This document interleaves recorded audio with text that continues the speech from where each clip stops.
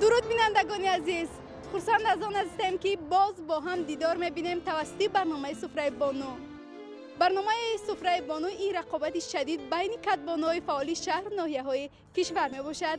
امروز ما در یکی از گوشه‌های زیبا منظر کشورمون ناحیه شهری نو قرار داریم و می‌خواهیم شما را از هنر و مهارت کدبانوهای فعال این ناحیه شناس نماییم. با ما باشید. امروز به هنر و مهارت کدبانوهای ناحیه شهری نو بهاگذاری میکنند. یکی از بانوان موفق محبت سعید.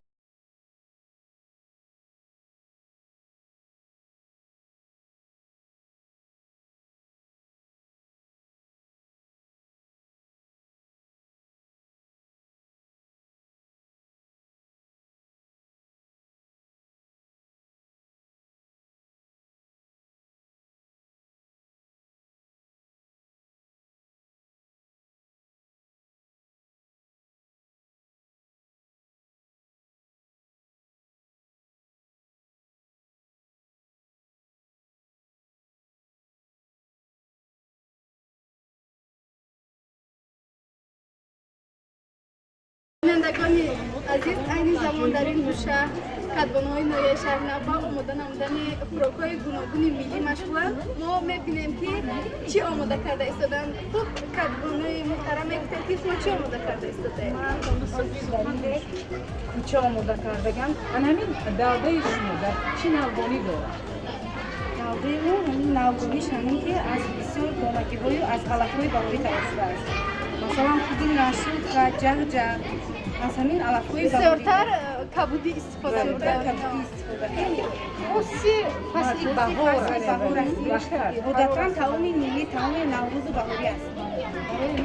تنها در همین ماه بهار در این تمام رو در این جشن مراسم‌های فیانه نیز استفاده می‌برند. بعضی کدبانو در سرگی‌هایشون بهاری داریم. گیاهای خشک میکنم در فصل زمستون من آماده میکنم. من در خانه آماده میکنم. خیلی خوب. بگویید که در اینجا کدام در اینجا از دانگی‌ها گندم، لوبیای سرخ، نخود، لوبیای سفید. اساس از چی؟ از کدام گوشت و از چی؟ اساسش از گوشت. خب شما از گوشت استفاده بوده نه؟ فکر میکنم این یک نوگانی است. بله ما همین برنامه ما همین است که در باید کدبانوها ما حتما یگان نوگانی کنیم و در اینکه خوراک نادیر پیشنهاد کنیم. بله در اینجا بغیر از کالای شوربا رو استفاده نمونده تنها از گوشت گاو استفاده چربی گاو از چربی گاو هم استفاده بوده. خیلی خوب. در چند که این تمام می شود از کلاپاچه تیار یا اینکه گندم یا اینکه تمام با گیاه‌های گیاه‌های برای تیار کردن می شود. گوشتم استفاده کرده می شود. تشکر زیاد به شما. اکنون تمامش را میچشیم و بهاگذاری میکنیم.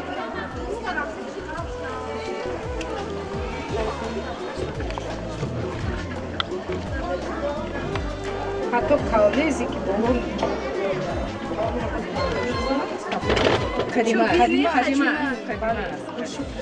خریدی در اکثر خانه‌ها هم ولی من حتی قاشق هم قاشق شوفی تاجیکی قدیمه.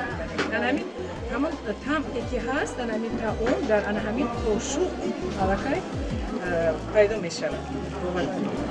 با دیدن خود اون چیزهای قدیمه چیزهای قدیمه حفله‌اش وقتی که می‌بینیم در واقع همون بابای بیبی‌های ما و همون خوراک‌های پیشینه ما پیش نظر می‌آید. اینکه مواقع می‌شود که همین چیزا می‌بینیم هم وقتی که می‌بینیم که در پیشتر در قریب چقدر مردم از یک چیزی آموده می‌ساختند. تکنیک‌ها و ترقیات نبود لیکن به هر حال بابای بیبی‌های ما بابای ما توانستند با استفاده چوب مثلا طبق تراشند قاشق تراشند یعنی برای استفاده همروزه خانه یک چیزی آماده ساختن. بله می‌دونید خب طعمش چگونه است؟ من میرنگیز بهتری هستم که این تماما دیگر است. از دیگر دلده‌ها فرق بله دلده‌ها فرق می‌کنه چون که اینجا چی میگن همون کالا و پوچ هست. دلده رو به چکه بله، استفاده وقتی که می‌برن. ما دلده رو به چکه استعمال میکنیم طعمش تماما دیگر است.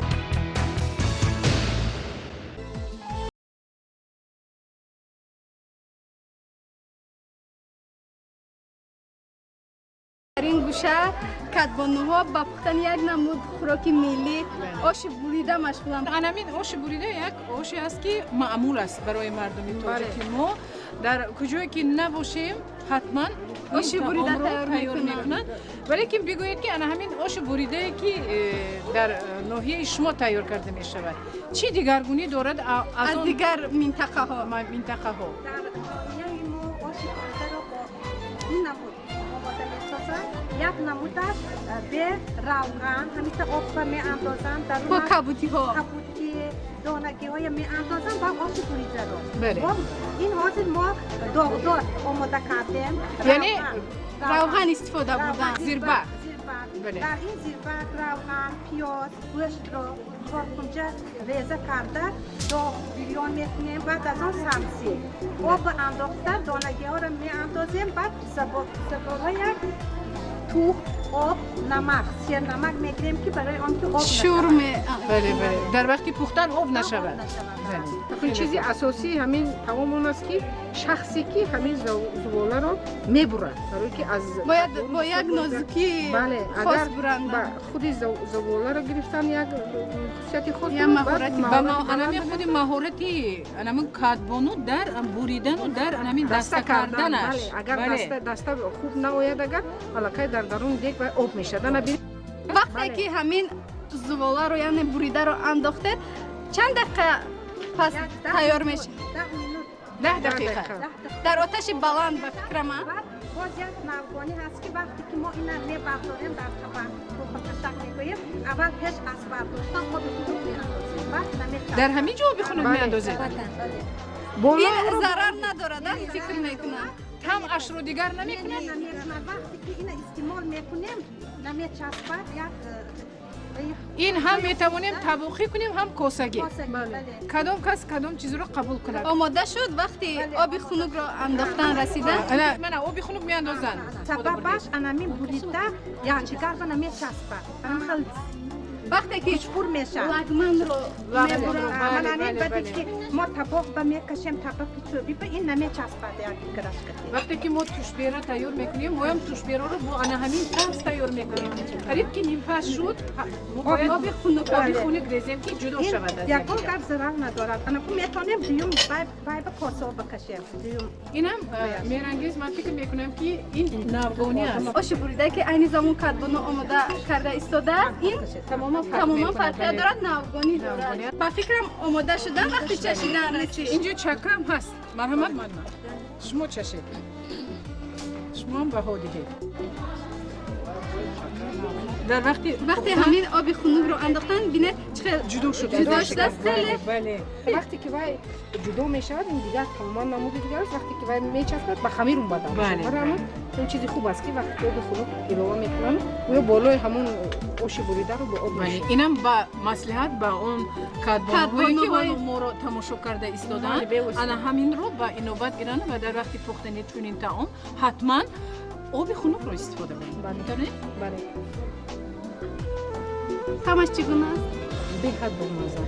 با بوی همین آلو و با همین بوی من کبوتری های بهاری. بله. بهت طعمش چگونه است؟ اگر دو کس طعام رو چشن خو این در حقیقت خیلی بلازت است. انا دیدید در حقیقت هر شما بهای خود دارید. تشکر به کدبانو. سلامت باشید. می‌بینیم که در این گوشه باز یک نمود خوراک دیگر آماده کرده ایستادن. خب میگویید کدبانو چی آماده نموده ایستاده؟ اوماچه؟ خب همین اوماچه که شما آماده کرده ایستاده از دیگر اوماچه چی فرقیت دارد؟ کدبانوهای ناحیه شاه منصور تماما طرز تیار کردن اون اوماچ دیگر بود. اونها زیربخت تیار کرده آب انداخته و درون آب بعد اوماچ بعد همون اوماچ را اینها چی طوره که میبینیم اوماچ را بیریون کرده. من در همین ناحیه شما همین با همین طرز تیار میکنم ایموچ تنها ایموچ میاندازید باز کبودی علاوه میکنید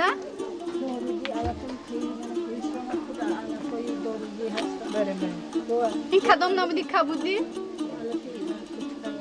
خوش کرده شده خوش کرده شده بوی مخصوص دارد طبیعت تاجیکستان در واقع بوی و رنگین است از فکر میکنم که وقتی که همین گیاهای شفابخش رو می‌دوزن این یک خوراک پرهیزی است من اگر اهمیت داده باشید در تمام طعام‌هایی که ما امروز می‌بینیم کبوتی‌های بهاری رو استفاده می‌برن این از چی شهادت می‌دهد از اون شهادت می‌دهد که تمام اون کبوتی‌هایی که ما در تاجیکستان ما می‌روید از ویتامین‌ها بوی است و بسیار برای ارگانیسم انسان فایده کلان بیشتر بابای بیبی‌ها ما همین خیلی شرایط هم نبود که به دکتر مراجعه کنه همه به واسطه گیاهای طبیعی با همین خدا تبابت می‌کردن نه در داشته باشیم بیبی‌ها از گیاهای طبیعی یک نوع دارو یک چیز دارویی یا یک چیز چای کرده می‌خوردن و با همین آنها شفا می‌یافتند امروز همون چیز دوباره احیا کرده بله زنان من طبیعت تاجیکستان ما با زمین خود با گیاهای خودروی خود من فکر میکنم بسیار نام برآورده است بیهوده نیست که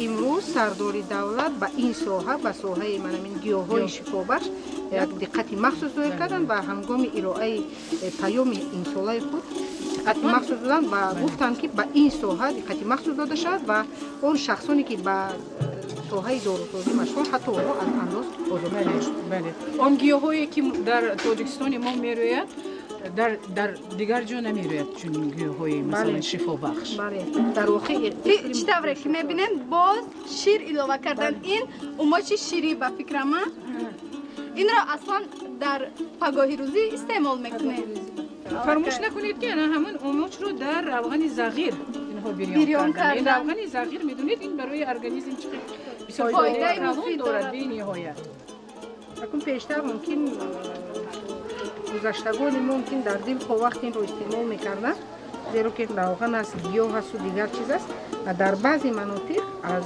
تنها از شیر استفاده می‌کنن در شیر همین چیز رو میجوشونن اگر شما نداده باشین تنها از شیر گیاه در اونجا نبود علاوه نمیکنن که نمیزرگونن یعنی شما گفتنی هستید که این نوگونی است دو چیز رو در یک چیز آمیخته کردن از دو چیز یک چیزی بهترین اختراع کردن در نوین شهر تشکر زیاد با شما سلامت باشید دستتون درد نکنه طوری که خود شما مشاهده کرده و ما دیدیم در حقیقت بانوان ناحیه شهر نو فعال بودن چی در آماده نمودن خوراک‌های لذیذ چی در آرایش دسترخوان اکنون در این گوشه یک کدبانوی دیگر به آماده کردن یک نمود خوراکی خیلی قدیمه مشغول هستن خوراک یا تلخان مشغول هستن از بین رفته است نیست خود میگفتید که همین تلخان را چی خیلی آماده میکنن تلخان این اصلا خودش چیزی نازک و بای است از دانگی های خشک استفاده میبریم همش جمع کرده بیریان میکنیم بعد در ابرک کوفته تلخان میکنیم شیر و روغن انداخته میشوریم تلخان کار میشه خشکش است خود ترجمه است خب از حکمان ببینید که با فکرم همین تلخان پورا از بین رفته بود چند مدت بانوان ناحیه شهر نو کوشش کردن که همون خوراکایی که از بین رفتن در همین برنامه دوباره احیا کنن پیشنهاد بینندگان گردانن. من فکر می‌کنم که تنها در همین ناحیه شما چون این تلخان رو تیار می‌کنن چون که ما در یک چند برنامه ها رو ثبت کرده بودیم لیکن همین تلخانی که شما رو تیار می‌کنید ما تهیه برنامه باری نخست می‌بینیم و بگویید که همین تلخان رو در کدام وقت استعمال می‌کنید تلخان بسیارتر نهاری با سحری روز خوری با شیری جوش میکنید روغن جوش این تیار کرده موندگی الدرش کرده میکنید چینی تابع خودتون در کدام فصل سال بیشتر زمستان برای چی بیشتر در زمستان استعمال میکنن بسیار گرمی دارد نه خوب و چیزای خشکی بلند طبعش بلند و چیزاش و روغن زرد در گرمی خوب نمیتونن هر کس ارگانیسم را با قوت میکنن. در بعضی سالکنی نوعیون و میخورن. خبردار از اوگه هستم که تلخون تیار میکرد لیکن طرز تیار نمودن تلخون محصولاتی که در آن استفاده میکنند همون نان خوش بود و قند کوفته. امروز من هم در واقع در حیرت موندم که همین نمونه تلخون هم وجود داشته است. مرحمت بکار شما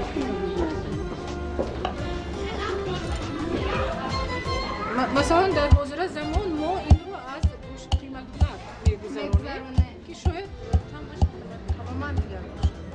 نمیدونی در آخر چپ میگنه همون طوری که وقتی که دوغی که توجیکی که در و اصطلاح چرده چخیل همون رو درمان ویدیوی دوغ تیار میکنن چخیل با لذت و شیرین است. اون چیزی که با اسباب‌های امروزن فکر میکنم لذتی و ازلی تو فرق میکنه. وقتی که با دست آماده میکنم باز با لذت‌تر میشود، خوش‌تر میشود. همون که که با واسطه همون دستی که تیار میکنن مقصدی انمی برنامه همین است اون چیزهایی که از بین رفتن بود از دوباره احیا شود رشد گرفت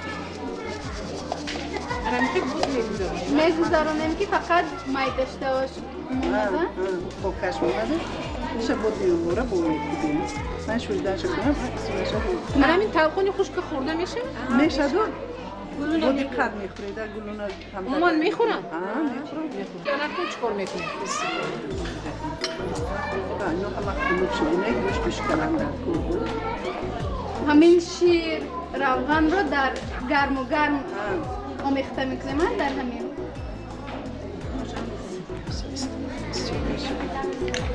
میگفتید که آنهایی که روغن زر رو استعمال نمیکنن میتونن از دیگر روغن ها استفاده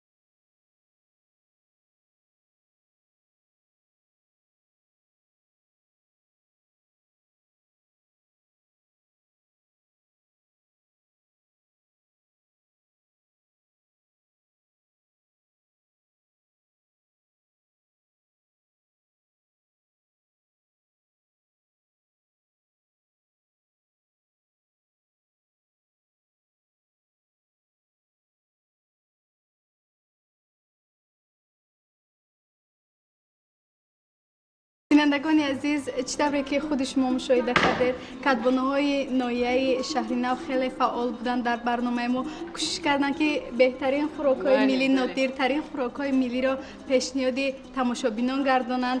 زیرا برنامه ما برنامه آزمونی است. هر یک کدبانو باید کوشش کند که هنر و مهارت خود را در یک سطح بلند نشان دهد و ما هنر و مهارت پسندگی آنها را دیدیم. اکنون آمدیم هنری دسترخوان آرای آنها را دیده ایستادیم. چطوری که میبینیم یک دسترخوان خیلی خوب، یعنی دسترخوان تاجیکانه را آماده کردن. من وقتی که ما دسترخوان آرو میدهیم همین چی بودن، یعنی همون صاحبخانه زن رو از آرو دادن دسترخوان میفهمیم.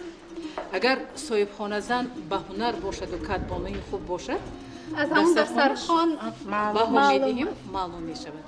و حالا ما این دسترخوان رو دیده ایستادیم همراه شما. در حقیقت یک دسترخوان اینجا گستردن که تمام نمودهای طعام‌های ملی آماده کرده شده. نمودهای گوناگون نان‌ها. بله، یک چند نمودی نان‌ها که ما خودمون علاقه شاهد بودیم. تو حتی خود شما هم در همین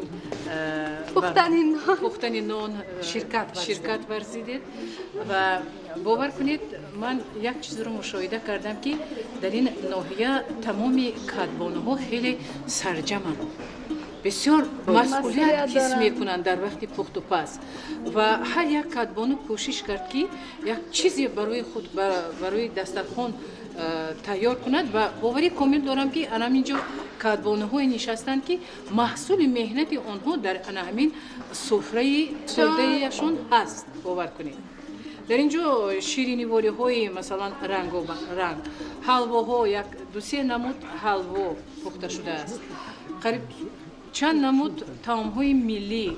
در واقع بانوان ناحیه شهرنو بانوان مسئولیت‌شناسند و فکر میکنم که آنها هم قدم و هم مسلک سردار دولت هستند.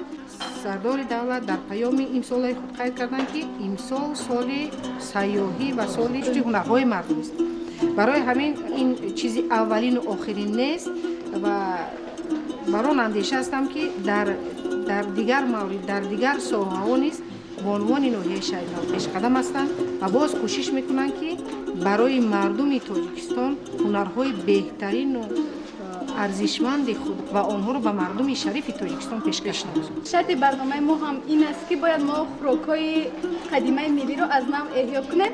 ما چطوری که مشاهده کردیم کدبانو یک کدبانویی که ما دیدیم یک نمونه خوراک خیلی قدیمی که از بین رفته بود. بله. دوباره احیا کردن پیشنهاد کردن. وقتی که ما هنرهای ملی رو از نو احیا میکنیم این معرفی‌گری اگر به واسطه اناهای ما باشد اناهای نیوگان ما باشد برای مردم خارجی مثلا معرفی کردن این هنرهای ملی تاجیک و اون ارزی هستی داشتن دولت بزرگی تاجیکان اگر درک دیاد از یک طرف دیگر این هنرمندی خود کدبانوی تاجیک رو زنی تاجیک رو نشون میده. وقتی که همین سیاحانی که به کشور ما میآیند امسال که سال رشد سیاحی است همین هنرهای ملی ما رو نانهای ملی ما رو میبینن خیلی بهای بلند میدهند. بله به هر کاری که همت بسته گردد اگر خالی بود گلدسته گردد.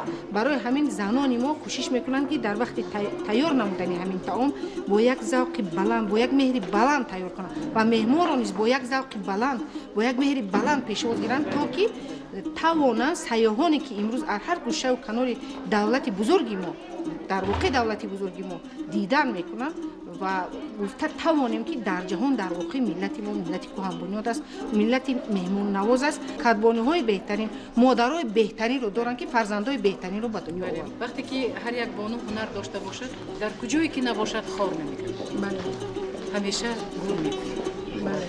البته خب وقتی که مهمان به کاشانه ما به خانه ما می آید در برابر پیشنهادی دسترخوان باز اگر سرود هم باشد موسیقی باشد رقص باشد باز طبیعی مهمان بالیده تر میگردد.